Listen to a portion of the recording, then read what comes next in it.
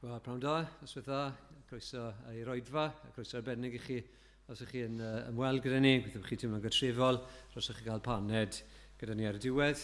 Mae cwyddiadau wedi bod ar y sgrin, a jyst tynnu sylw at ambell beth, mae cwrgweddi fel arfer fan hyn, nos Fawrth, am 7:45, a wedyn bydd y gwragedd yn cwrdd bore di Mercher, paned y sgwrs, Wyn nos Iau ar y sgrin, ar Zoom, a drafod ymynau, gyna bydd y clybiau y ddau glwb yn cwrdd nos Wener. A wedyn, fel oedd Rodri'n coeddi bore yma, mae Tabernacle, mae yna wybodaeth lluniau ar y sgrin fel chi'n gweld. Pnawn di Sul nesaf yn tro ni yw ei fod yn bresennol neu i gyfrannu drwy neu cacennau neu ffrwythau. Felly os llwch chi helpu mewn unrhyw ffordd os ydych chi weld lyn ar y diwedd. A gwyliau capel, yn gweld lluniau o'r llun i mynd gyda'r pwychnofio. Sa'n credu bod pwychnofio, ond siŵr bod ni yn edrych ymlaen. Mae hwnna digwydd wythnos i fori. Yr gwyliau ysgol yn dechrau ddiwedd yr wythnos yma. Wedyn wythnos sydd i Gwener, bydd hi'n Gwener y Groglith, wrth gwrs, bydd oedfa fel hyn, fel arfer. Dydd Sul nesaf, ni'n disgwyl i arwen, bydd Owain yn y bore, ac yna Steffan Jones yn arwen ni, Steffan Jones o Abertawe, Pontardawe, yn arwen yn y nos. Gadewch i ni gweddio. Diolch i ti, Untad, am ddiwrnod braf. Diolch i ti am gael mwynhau cwmni'n gilydd. A ni'n diolch yn fwy am gael y cyfle a ryddid sydd gyda ni yn ein gwlad ni i ddod a cwrdd gyda'n gilydd i dy addoli di. Diolch bod ni'n dod nawr o gwmpas dy dair sanctedd di i wrando ar beth sydd gyda ti, y Duw byw, Duw tragwyddol, yr un sy'n berffaith yn ei holl ffyrdd. Beth sydd gyda ti i ddweud wrthon ni. A helpa ni felly nawr, trwy dy ysbryd glân, helpa ni i wrando ac i ganolbwyntio ac i blygu. Ac ni yn gweddio, byddwn ni yn gweld gogoniant Iesu Grist, gweld i gariad a'i ras a'i dosturi. Ac ni yn gweddio ar lwydd, byddwn ni ddim yn cyfarwyddo ar pethau yma heb gael yn symud, ond byddwn ni yn mynd o yma hyn o am barhau yn dy gwmni di, eisiau byw bob munud yr wythnos sydd yn blaen ni, yn dy bresenoldeb di, a eisiau dy wasanaethu di. A gwna ni arglwydd yn dybycach i'r arglwydd Iesu Grist. Bydd gyda Emyr nawr, helpa fe ar o geiriau iddo fe, ac yn i'n gweddio arglwydd bydd ti'n gwneud gwaith mawr yn ystod y dydd yma nawr, a'r sydd mae gair wedi cael ei brigethu mewn gymaint o lefydd trwy'n gwlad ni, ni'n gweddio arglwydd yn ni'n clywed am effaith hynny, y mywydau bobl. Ac byddwn ni'n gweld o leini di eto. Amen. Amen. Amen. Diolch Dewi. Ni'n mynd i gannu emyn efo'n gilydd. Rhif 179 yn y llyfr ymynau. Mae carcharorion angau yn dianc o'i cadwynau. A mae'r ail bennill yn arbennig yn mynd i clymu fewn gyda'n testyn i heno. Yr ail bennill cynefin iawn adolyr fy'r Iesu yn fy natur. Gogoniant byth yw enw ef am ddioddef dros bechadur. Yn addfwyn dan yr hoelion, a dwyfol waed ei galon fy mhrynu naeth tywysognen, ac ar ei ben bo'r goro. Yna ni sefyll i gannu mawl gyda'n gilydd. Oh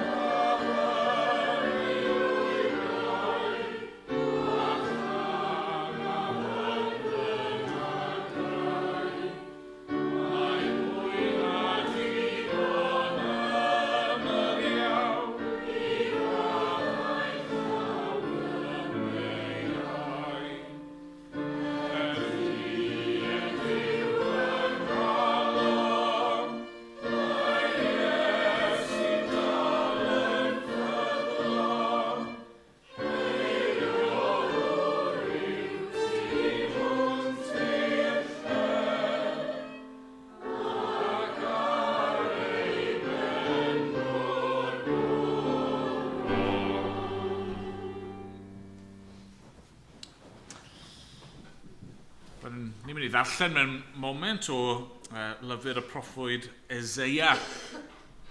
Ni wedi bod dros yr wythnosau diwethaf yn edrych ar rannau o broffwydoliaeth Eseia, y rhannau sy'n cael ei galw'n ganeuon y gwas, lle mae Eseia yn rhagweld y person yma, gwas yr arglwydd. A ni wedi cyrraedd y gan olaf, mae i weld yn Eseia, diwedd pennod 52, ac yna i fewn i bennod 53. Cyn i ni ddarllen, gawn ni air bach o weddi. Arglwydd, i ni am dyfoli di yn awr, i ni am dyfawrygu di. I ni'n diolch fod y goron yn wir ar ben yr arglwydd Iesu Grist. Ni'n diolch amdano fe. Diolch bod e wedi dod ar ffurf gwas. Diolch bod e heb gyfrif cydraddoldeb a thi yn rhywbeth i'w gipio neu i geisio dal gafael ynddo, ond fod e wedi ymwadu ag ei hun a gwacau ei hun a dod ar ffurf gwas mwyn ni. Ni'n diolch am yr cwbl i ni wedi glywed dros yr wythnosau diwethaf, yn diolch am berson hyfryd yr arglwydd Iesu ac am ei barodrwydd i ddod i'r byd yma mwyn dioddau ac mwyn marw yn ein lle ni. Ni'n diolch am ei fywyd perffaith i fydd Yn diolch fod e wedi cyflawni'r cwbl a'i fod e yn awr ar ei orsedd ac yn eiriol troso ni. Arglwydd, diolch i ti a ein gweddi ni nawr.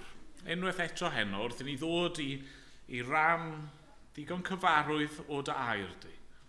Ni'n gofyn arna si siarad yn rymus arglwydd. Gad i ni wybod heno bod ni wedi dod wedi cwrdd gyda thi arglwydd a wedi clywed y lais di yn siarad â ni. Arglwydd, bydd gyda ni nawr, helpa ni yn ein gwendid.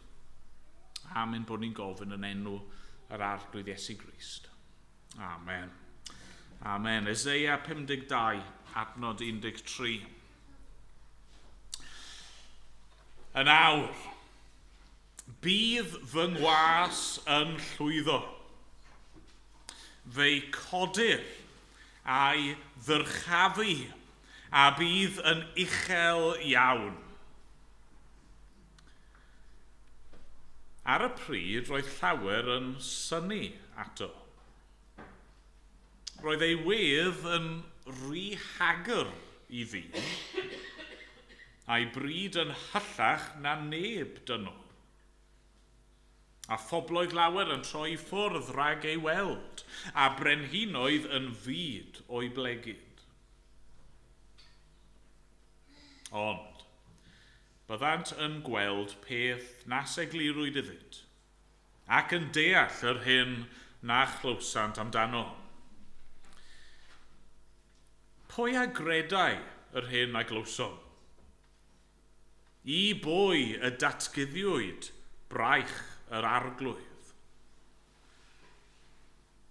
Fe dyfodd o'i flaen fel blagurin, ac fel gwreiddyn mewn tir sych. Nid oedd na ffryd na thegwch iddo, na harddwch i'w hoffi wrth i ni ei weld.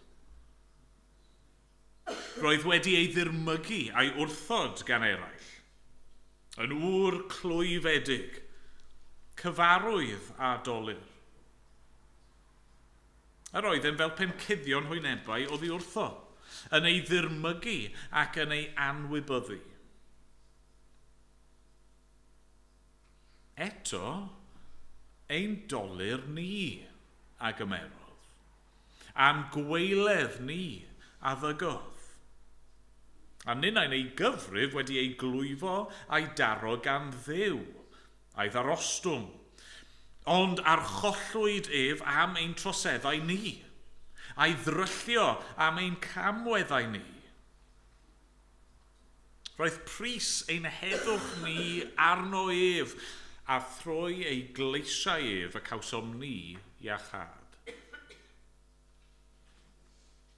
Rydym ni i gyd wedi crwydro fel defaid. Pob un yn troi i'w ffordd ei hun. Ar rhoes yr arglwydd arno ef ein beiau ni i gyd.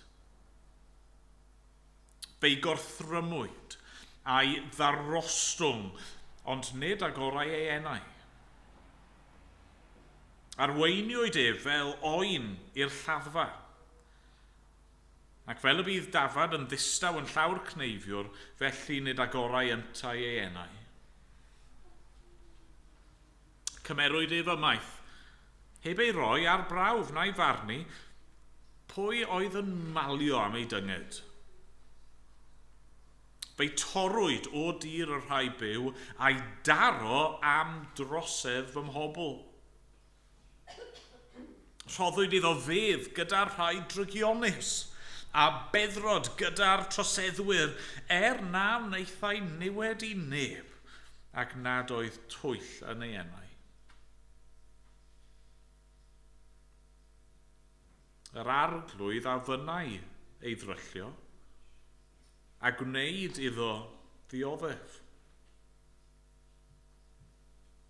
Pan rydd ei fywyd yn aberth dros bechod, fe wel ei had, fe estyn ei ddyddiau, ac fe lwydda ewyllus yr arglwydd yn ei lawef. Wedi helbilon ei fywyd, fe wel oleuni, a chael ei fodloni yn ei wybodaeth.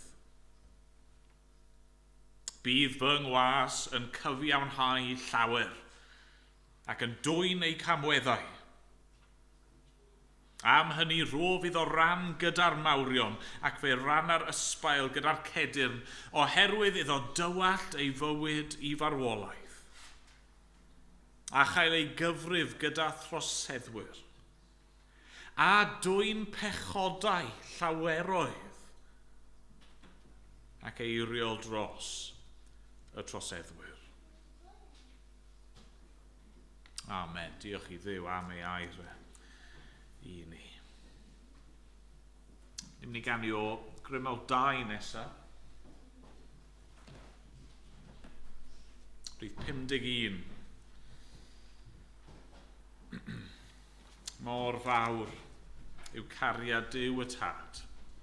Ni ellir beth ei fesur. Fe roddodd ef ei fab yn iawn i achub gwael bechadur. Nawn ni sefyll i ganu.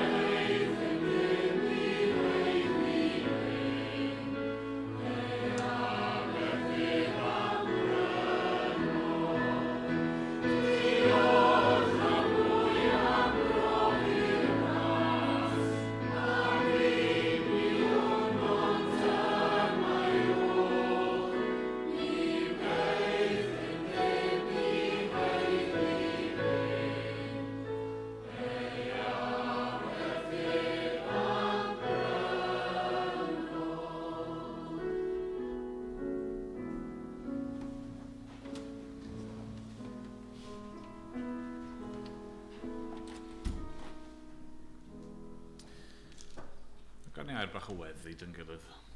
A Arglwydd, ni eisiau diolch i ti am proffidoliaeth Eseia. Ni eisiau diolch i ti am y geiriau hyn ni wedi gallu edrych arnyn nhw dros yr wythnosau diwetha. Ni eisiau diolch i ti am ganeuon y gwas. A Dad, ni'n rhyfeddu Arglwydd wrth i ni ddarllen y geiriau yma, ysgrifennwyd cymaint cyn dyfodiad yr Arglwydd Iesu Grist. Ac eto rhannau ohonyn nhw mor glir. Arglwydd wrth i ni ddarllen yr adran heno, i ni methu ond gweld eu cyflawniad nhw yn yr Arglwydd Iesu Grist. Da, ni'n diolch i yn wir fod yr efengyl mor glir fan hyn. Fod Eseia yn rhybuddio y bobl ar y pryd. Bod nhw fel pob un ohono ni wedi crwydro fel defaid, pob un yn mynd ei ffordd ei hun. Da, ni'n gwybod mae dyna yw y stori pob un ohono ni, stori'r byd. Stori'r ddynoliaeth yw ein bod ni wedi crwydro oddi wrth y ti. Ond Arglwydd, rwy ti wedi ffeindio ffordd i ddod â ni yn ôl. Da, ni'n diolch i ti yn awr am yr efengyl. Diolch i ti am yr Arglwydd Iesu Grist. Ni'n diolch fod ei aberth unwaith ac am byth yn ddigon i ni, i bob un sy'n credu. Ni'n diolch Arglwydd fod ti ddim yn gofyn i ni i gyfrannu fel petai at ein iachawdwriaeth. Ni'n diolch Arglwydd bod ni ddim yn gallu ennill ein ffordd at y ti. Pe bai hynny'n dibynnu arno ni Arglwydd, ein ymdrechion ni, ein cyfiawnder ni, byddai hi ar ben arno ni'n llwyr. Ni'n diolch fod yr un yma'r gwas, yr oen sydd wedi diofau a cael ei ladd. Ni'n diolch bod wedi dwyn ein pechodau ni, a fod wedi ein cyfiawnhau ni. A fod e'n fyw yn awr. Ni'n diolch fod yn awr, yn eiriol ac yn byw ein mwyn ni. Arglwydd, diolch i ti. Diolch am y pethau hyn. Ni'n gweddio Arglwydd y bydden nhw yn cyffwrdd a'n calonau ni heno. Fel glywon ni bore yma, ni eisiau dy garu di yn fwy, a ni'n gweddio bydd dy air di nawr yn achosi hynny ddigwydd. Wrth i ni feddwl am aberth yr Arglwydd Iesu. Arglwydd, helpa ni weld yr angen yno ni i gael ein hachub a helpa ni gredu ynddo fe. Da, ni eisiau gweddio dros arweinwyr ein gwlad ni, dros y rai sydd mewn awdurdod, Arglwydd wrth i brif weinidog newydd gael ei gyhoeddi yma yng Nghymru, ac Arglwydd ni'n gwybod fod yna etholiadau yn mynd i fod yn dod yn lleol ym Mhrydain, ac Arglwydd etholiad cyffredinol i ddod, a ni'n gweddio am ein gwlad ni dros y rai sydd awdurdod, y rai sydd yn mewn grym. Ni'n gweddio yn neud i troi eu calonau nhw at y ti ac at gyfiawnder a daioni. Sgweli di fod yn dda. Ni'n gweddio hyd yn oed os nag nhw'n dynabod i a bydde eu penderfyniadau nhw yn rhai doeth. Ond Arglwydd ni'n gweddio bydde di yn hachub ein harweinwyr ni, ac Arglwydd yn dod â nhw i weld eu hangen amdano ti. Da, ni'n gweddio un fath am ein byd ni. Ni'n meddwl am gwledydd fel America, Arglwydd, ac yr etholiadau fydd yn digwydd fyna. Ni'n gweddio am gyfiawnder. Ni'n gweddio arna ti i warchod yr anghennus, a'r tlawd, a'r amddifad, y weddw Arglwydd. Ni'n gofyn arna ti i fod yn noddfa ac yn ymddiffyn i'r rheini sydd mewn angen. Dad, ni'n gweddio dros ein ysgolion ni yn ein gwlad ni, yn cyflwyno'r athrawon a'r hyn sy'n cael ei ddysgu yn ein ysgolion, ac yn gweddio bydde di eto yn gwarchod ac yn diogelu'r gwirionedd ac yr hyn sydd yn gywir ac yn dda arglwydd, y bydde di yn gweithio yn ysgolion ein gwlad ni, yn achub llawer yno hefyd. Ni'n meddwl am y cyfryngau yn ein gwlad ni, a eto yn gweddio arno ti fod ar waith, yn cadw celwydd ac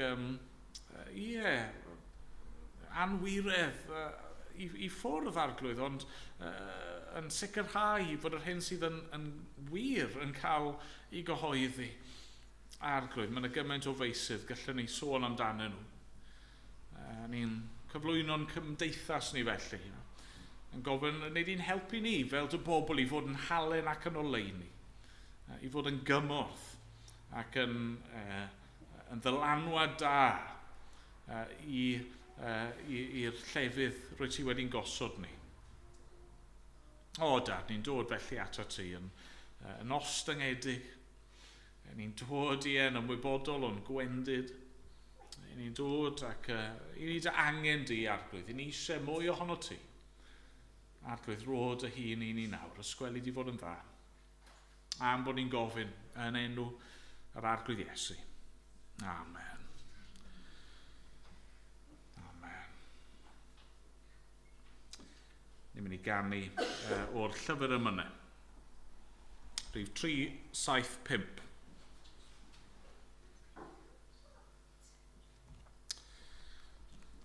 Trechan 75, gweil ar y croesbren acw gyfiawnder mawr yn ei. Roedd Thineb a Thrigaredd yn gorwedd mewn un lle, a chariad anfesurol yn awr i gyd yn un, fel afon fawr lyfeiriol yn rhedeg at y dyn. Ac ymlaen, yn ei sefyll i ganu.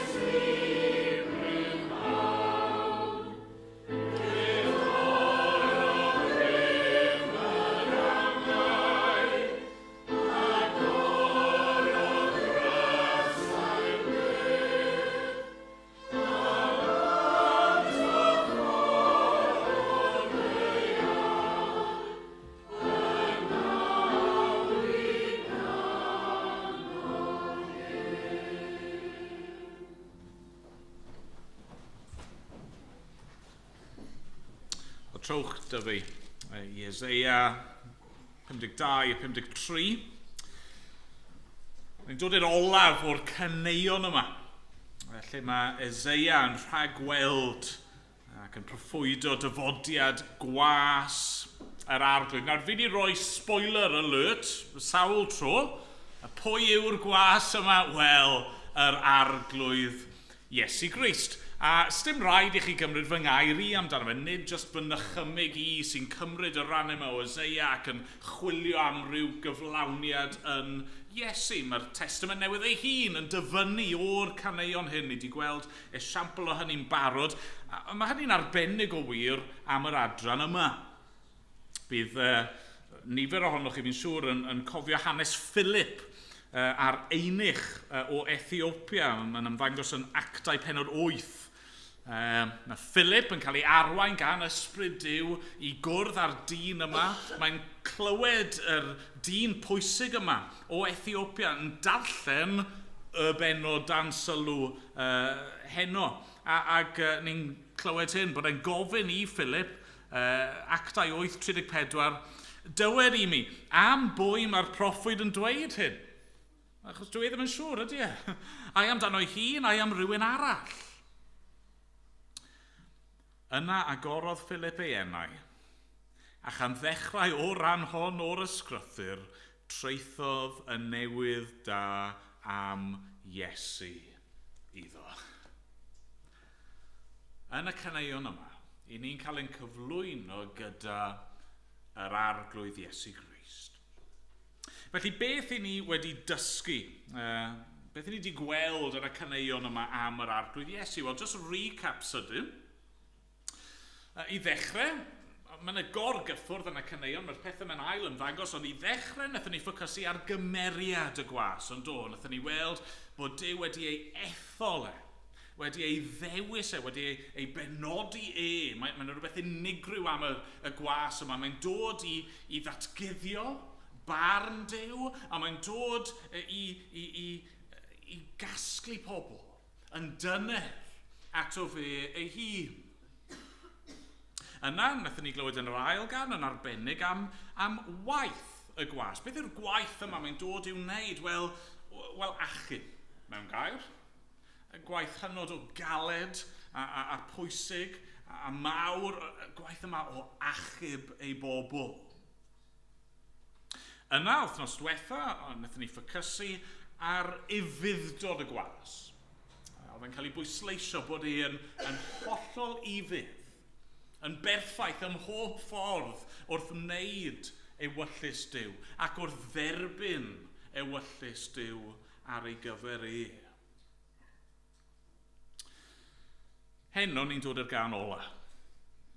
A fel chi siŵr o fod yn gallu dyfalu, i ni'n mynd i ganolbwyntio mewn gair ar aberth y gwas. Aberth. Sacrifice. A bydd y llawer o bobl yn meddwl bod hyn yn beth rhyfedd, a bydden nhw.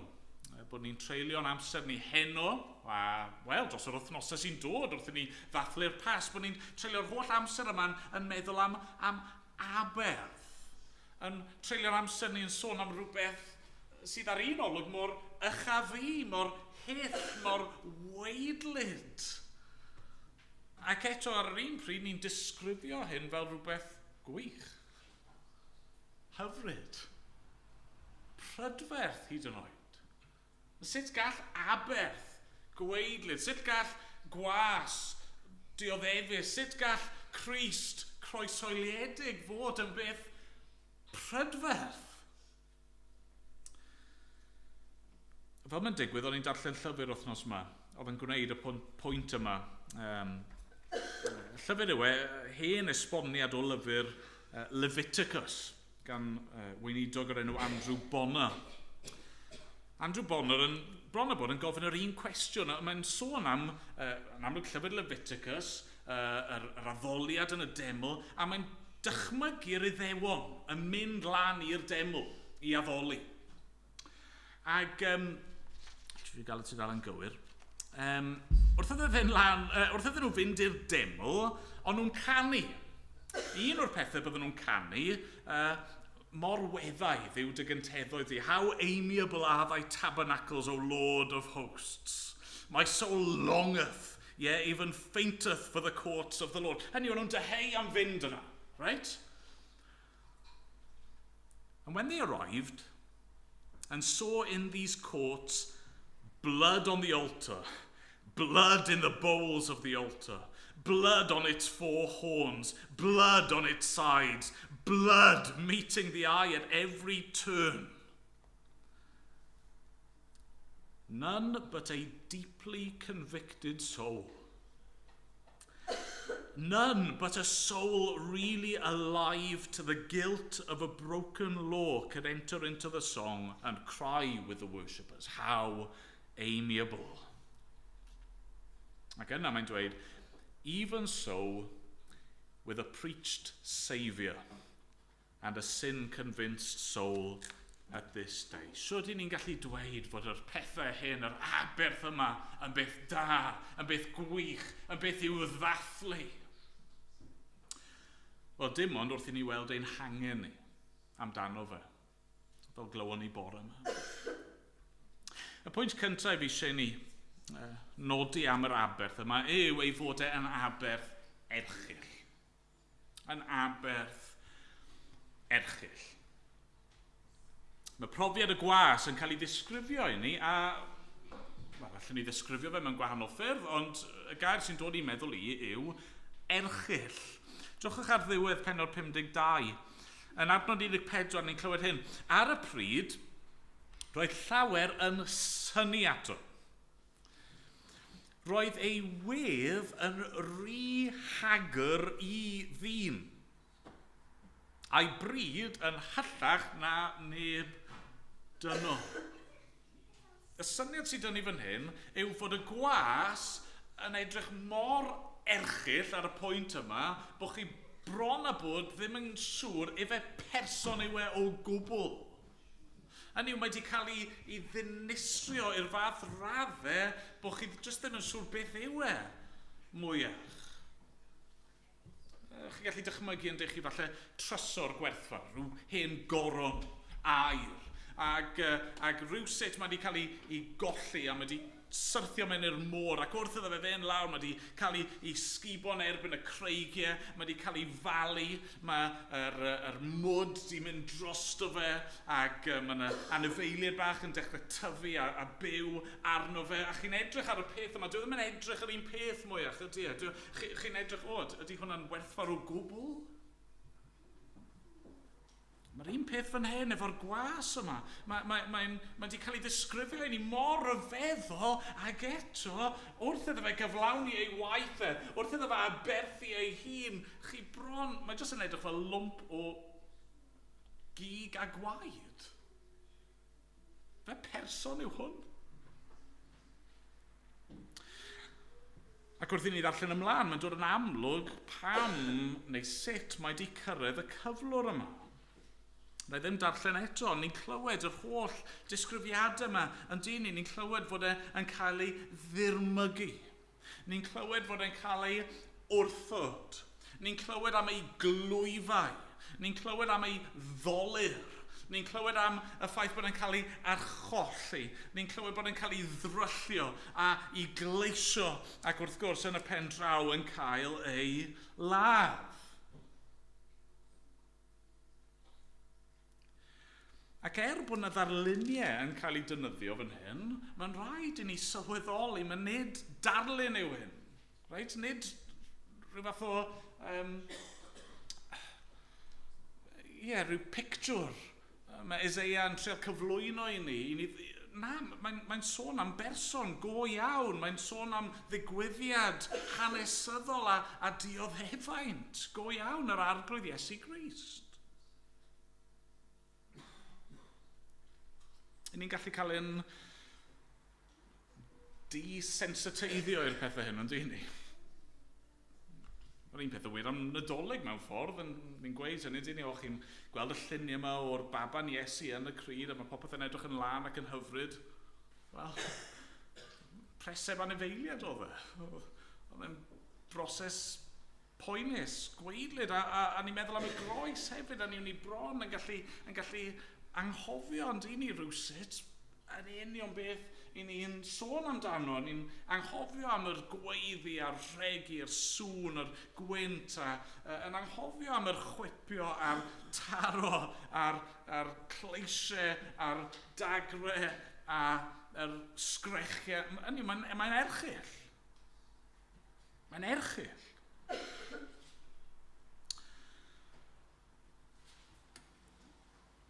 A felly mae rhaid i ni ofyn y cwestiwn, wel pam?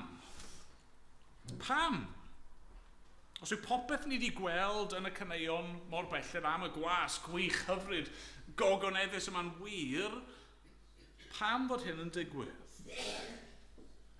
O, fan hyn ni'n dod i'n ail bwynt ni. Yr ail beth sydd eisiau ni ddeall am yr aberth yma yw fod e'n aberth dirprwyol. Yn aberth dirprwyol, fod yr aberth yma yn substitutionary. Chi'n gweld, mae'n anodd i ddeall pam neu sut gall hyn ddigwydd.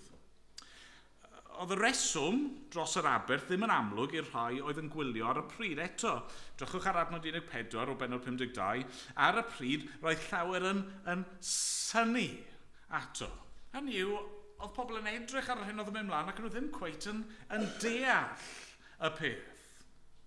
Ac yna ym Mhennod 53, adnod 4, ni'n clywed nynau'n ei gyfrif wedi ei glwyfo a'i daro gan ddew, a'i ddarostwng. A chi'n meddwl, wel, sut dwi'n ni ddim yn gwneud synwyr ydy e? Bod gwas yr arglwydd yn cael ei glwyfo a'i daro gan ddew? Adnod 10 eto ar un syniad, yr arglwydd a fynnau ei ddryllio a gwneud iddo ddioddef. Wel, pam? Wel, yr ateb yw oherwydd fod e yn ddirprwy. Fod e yn substitute. Fod e'n dioddef y pethau yma, nid oherwydd fod e yn ei heiddi nhw, ond oherwydd ein bod ni yn ei heiddi nhw. Pennod 53, adnod 4. Ein dolir ni a gymerodd, a'n gweiledd ni a ddygodd. Adnod 5, archollwyd ef am ein troseddau ni, a'i ddryllio am ein camweddau ni. Roedd pris ein heddwch ni arno ef, a thrwy ei gleisiau ef, cawsom ni a chad. Rydym ni gyd wedi crwydro fel defaid, pob un yn troi i'w ffordd ei hun, a rhoes yr arglwydd arno ef ein beiau ni i gyd. Adnod 8. Fe'i torwyd o dir y rhai byw a'i daro, pam? Am drosedd fy mhobl. Adnod 11. Bydd fy ngwas yn cyfiawnhau llawer ac yn dwyn ei camweddau. Adnod 12. Bydd e'n tywallt ei fywyd i farwolaeth a chael ei gyfrif gyda throseddwyr a dwyn pechodau llaweroedd. Dyna pam mae'n dioddef. Nid yn unig mae'r Duw yn caniatáu iddo fe ddioddef, mae Duw yn mynnu iddo fe ddioddef, yn gofyn iddo fe ddioddef, a mae'r gwas yn dewis dioddef yn lle pechaduriaid. Nes i glywed darlun hyfryd o hyn, falle bod fi wedi defnyddio fe'r blaen, fi'n sicr yn dwyn gan rhywun arall. Stori yw hi, yn ôl pob tebyg stori gwir, am llwyth yn Affrica. Ac oedd pennaeth y llwyth wedi darganfod bod rhywun yn yr llwyth yn dwyn. Right? Oedd rhywun wedi bod yn dwyn. Ac oedd pennaeth y llwyth wedi cyhoeddi, mae pwy bynnag yw'r lleidr, pan maen nhw'n cael ei dal, maen nhw'n mynd i cael ei cosbi, maen nhw'n mynd i cael ei chwipio. Dyna'r gosb.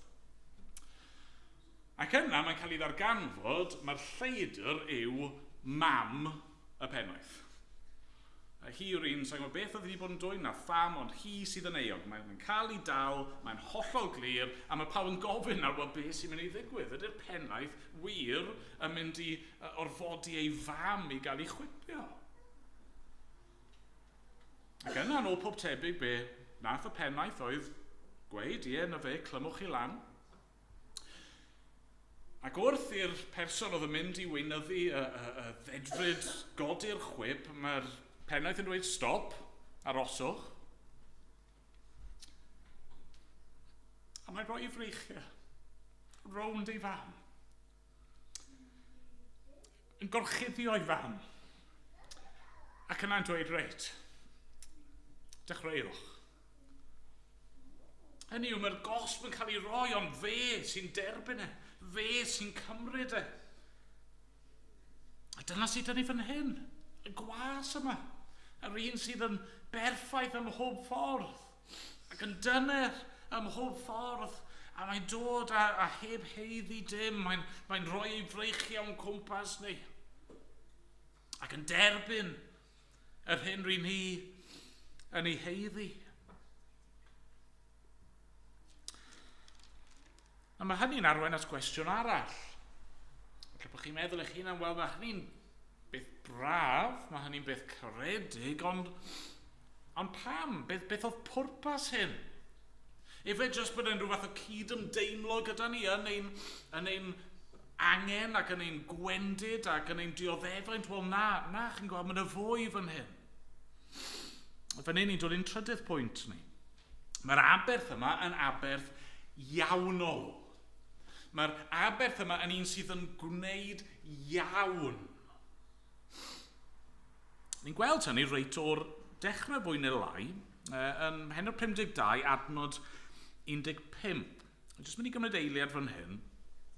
Mae'r cyfieithiad Cymraeg yn rhyfedd fan hyn. Mae'r penderfyniad am y cyfieithiad fan hyn yn od.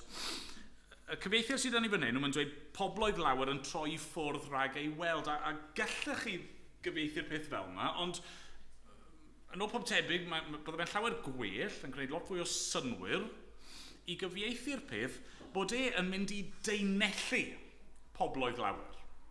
Yn Saesneg, sprinkle many peoples. Nawr falle i chi, mae hwnna'n swnio'n fwy od, beth yn y byd? Hynny, fi'n deall y syniad yma bod pobl yn rhyfeddu neu rwsyd, ond bod pobl yn cael ei sbrinclo, i deinellu.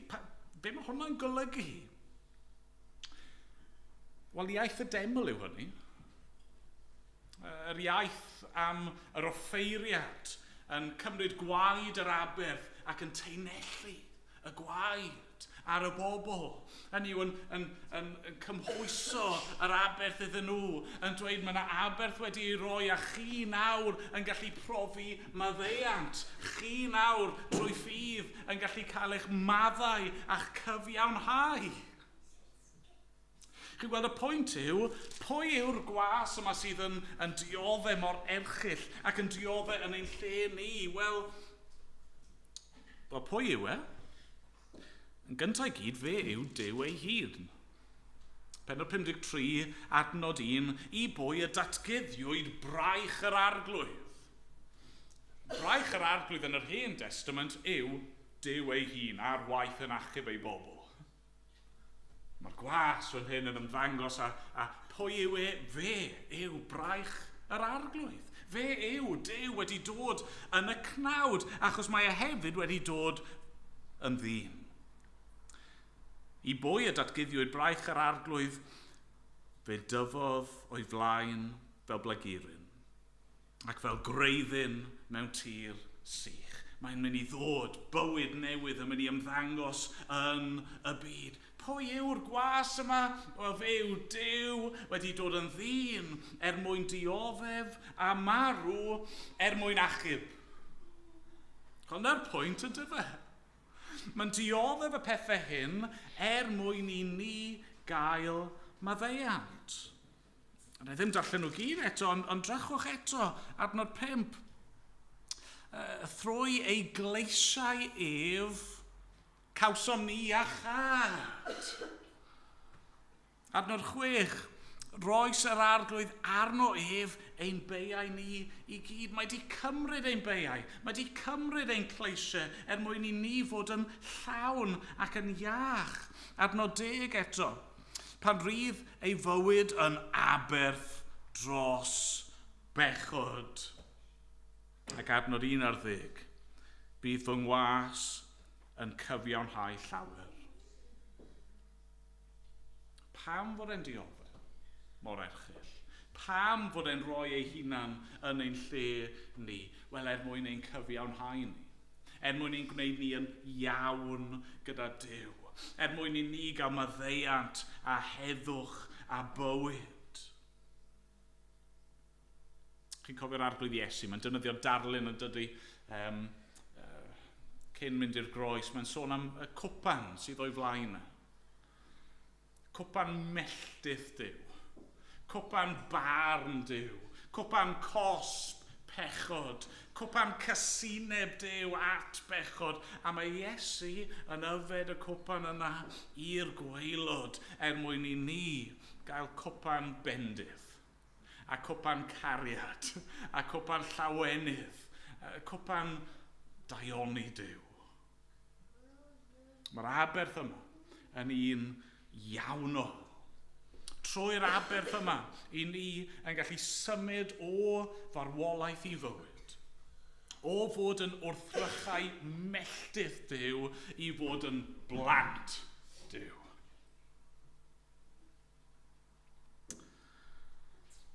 Nawr, mae'n un peth yn dydy i ddweud bod y gwas eisiau gwneud y pethau hyn. Yn bwriadu gwneud y pethau hyn. Oedd e'n un peth mewn ffordd i Eseia ddweud dyma fydd yn digwydd. Fi'n falch heno bod fi'n gallu gorffen efo un pwynt ola. Aberth llwyddiannus. Aberth llwyddiannus. Nawr, ysdim amheuaeth os yn yr adran ddarllenon ni. Mae'r gwas yn mynd i lwyddo. I ni'n gallu edrych nôl a gweud bod e wedi llwyddo, ond oedd Eseia yn gallu sgwennu, mae e'n mynd i lwyddo. Drychwch nawr adnod 13 o benod 52. Yn awr, bydd fy ngwas yn llwyddo. Fe'i codir a'i ddyrchafu a bydd yn uchel iawn. Dyna sy'n mynd i ddigwydd. Dyna ddiwedd y stori. Mae'n mynd i gael ei ddyrchafu. Mae'n mynd i fod uwch pob enw arall dan y nef. Ac yna, wel eto, adnod 10 ymlaen ym mhenod 53. Pan rydd ei fywyd yn aberth dros bechod,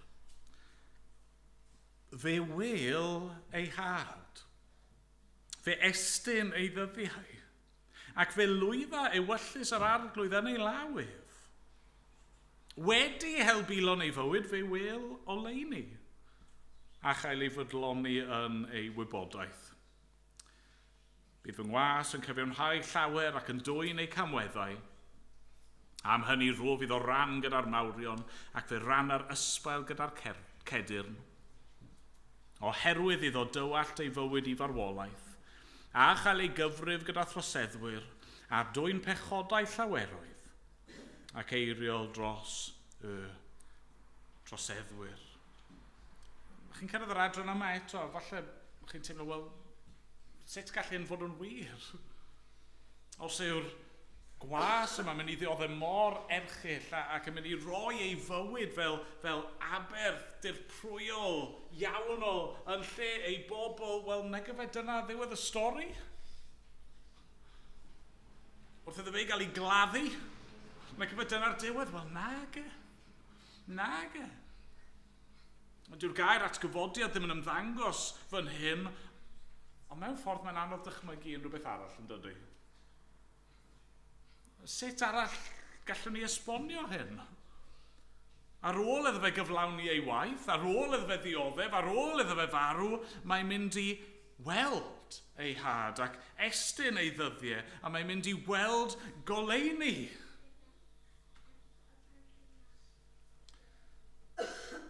Dyna sydd am ddigwydd, meddwl Eseia, a dyna sydd wedi digwydd nawr.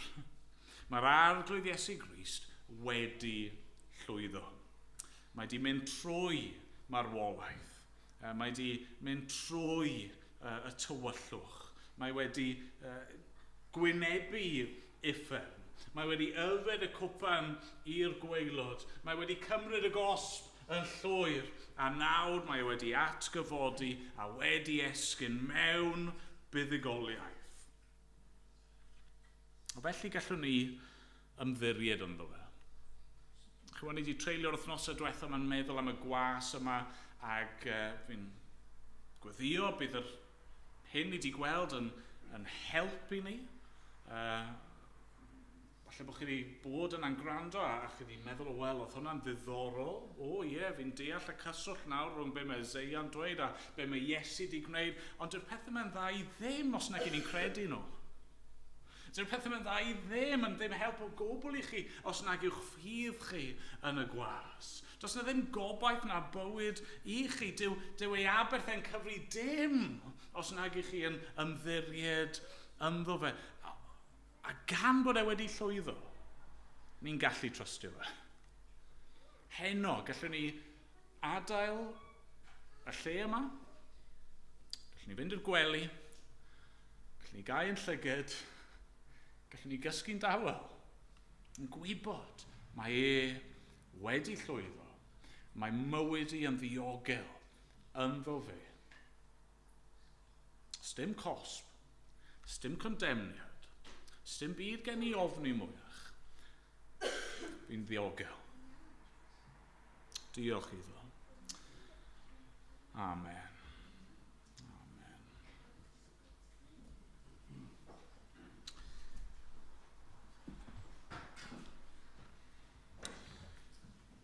Amen. Ni'n mynd i ganu rhif 17 o'r atodiad wrth i ni orffen.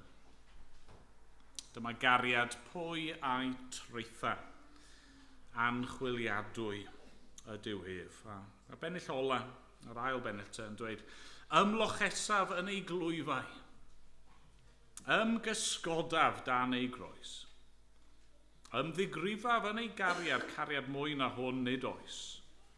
Cariad lletach yw na'r moroedd, uwch na'r nefoedd hefyd yw. Ymddiriedaf. Ydyn ni'n gallu gweud hynny heno? Ymddiriedaf, yn dragwyddo, yn anfeidrol gariad Duw. Nawn ni sefyll i ganu.